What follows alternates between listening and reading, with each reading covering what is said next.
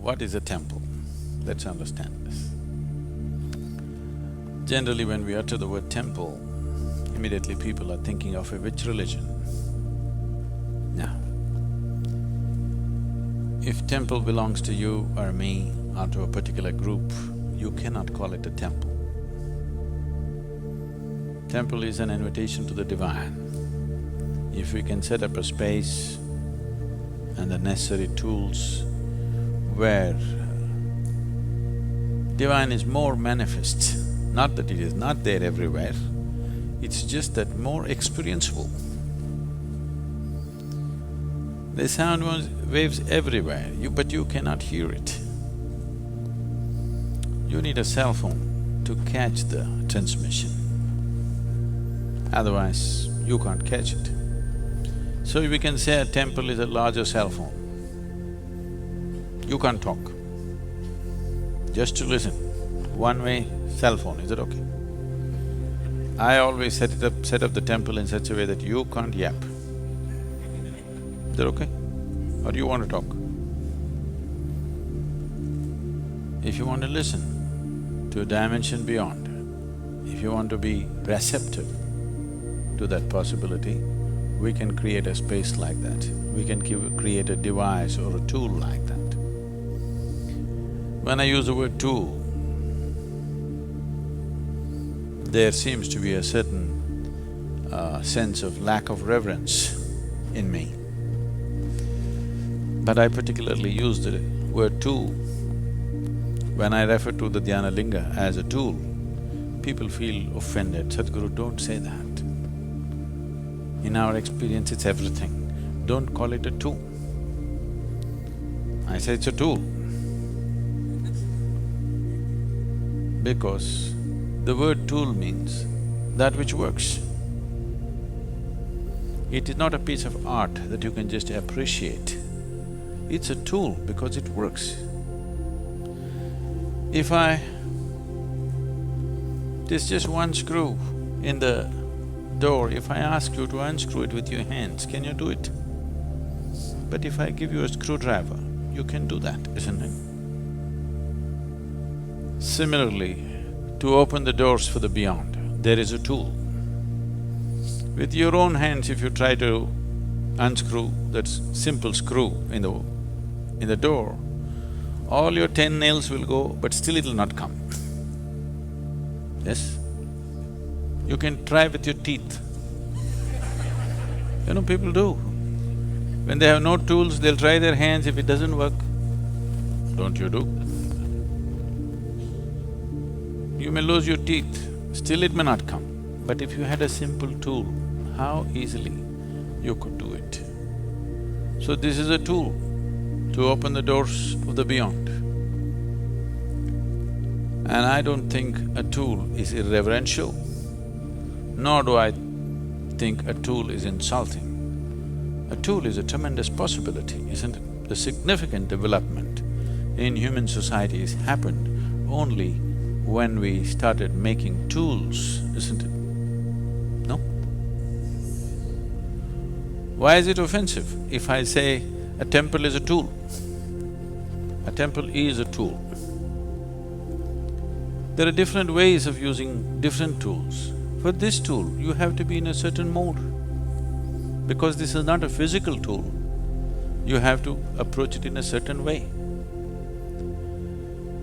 So that certain way may also include a certain level of reverence, because that attitude is needed to be able to use the tool. So it's very important that it is understood and used as a tool, not as a destination, but just as a possibility. A temple is not a destination. A temple is only a doorway. A doorway is not a destination. A doorway is just a doorway, opens up something. So what does it take to build a temple? Of course, we need some stone and many other material. But what does it take within a human being to build a temple? Why I'm telling you all this is I'm trying to discourage you.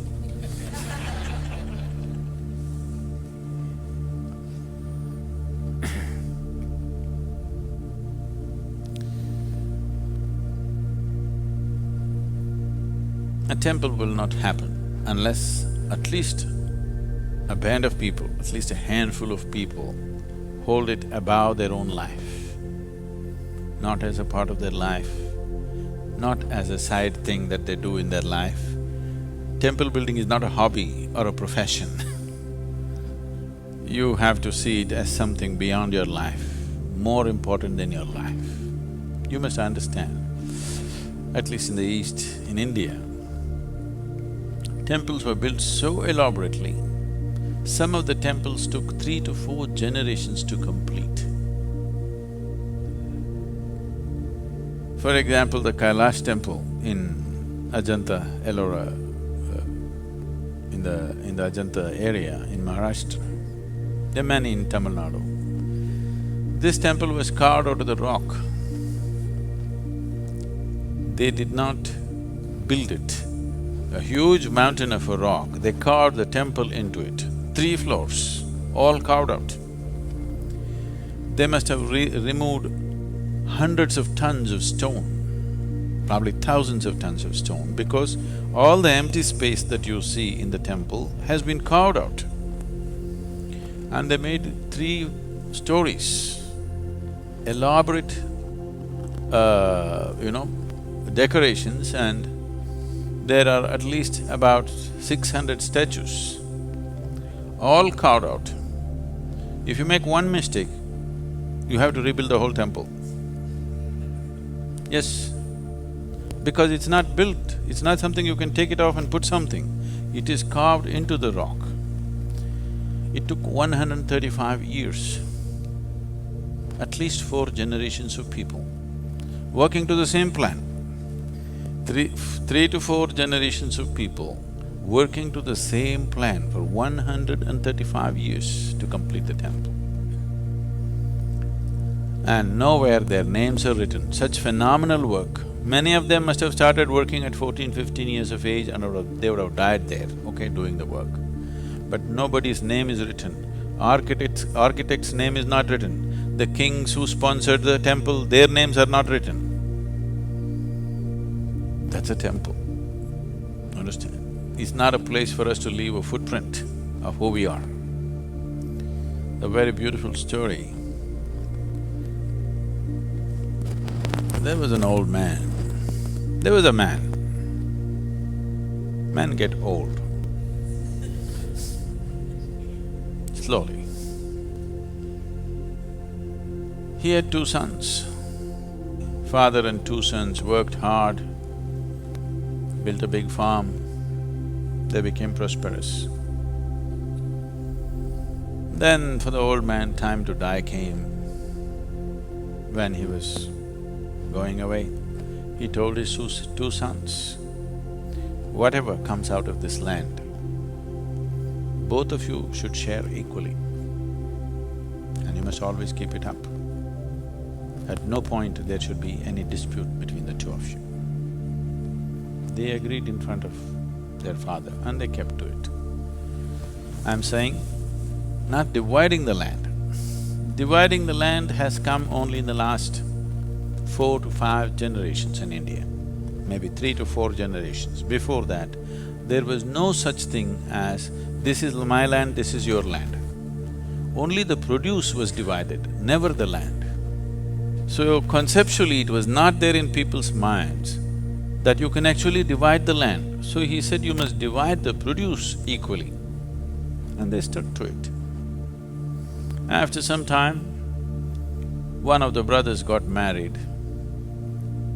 1, 2, 3, 4, 5. 5 children he had. The other one never got married. So he was alone. But still the crop was shared 50-50. Because those are the father's words, you can't change it, that's his wish. So the brother who was married and had 5 children, one day a worm entered into his mind. You know, sometimes worms get into your mind. A worm entered his mind, and then a thought arose, and he thought, I have a wife and 5 children, I get 50%. My brother is alone by himself and he gets 50%. When I grow old, my sons will grow up, 5 of them. They will tame more land, we will become more prosperous and we will have much more. But my brother is alone. When he gets old, he will have only 50% of what we have now. This is not fair. But he's so proud. If I try to give him little more, he will not take it. If I try to share my produce from the new lands that my sons have broken, he will not take it. Only from the father's land, he will take 50%. So what to do? So in the night, when everybody is asleep, he carries a bag of grain and takes it and puts it into his brother's store. So that unknowingly, he's donating to his brother. The other brother, who was alone, thought, my brother has a wife and 5 children, he needs more. I'm just alone, what will I do with all this? But if I try to offer anything, he will not take. So he started carrying grains and dropping it into his brother's store. Reverse osmosis was happening. And nobody knew. In the night, quietly, once in a way, this brother puts one bag, that brother puts another bag. This went on. They became old. One day, 2 old men were carrying sacks of grain in the night, and they came and they faced each other. Both of them realized what's been happening. But they looked away and continued their journey, put the sacks and went back. Then they died after some time. The townsfolk were wanting to build a temple. They were looking for a site, they went to many places. After much looking, they decided to build a temple where these 2 brothers met on that night. They looked at each other and suddenly they were so embarrassed of their own generosity, they looked the other way and continued their job. They thought this is the best place to build a temple. Because that's what a temple means, that looking beyond yourself. If that is not there, there is no temple.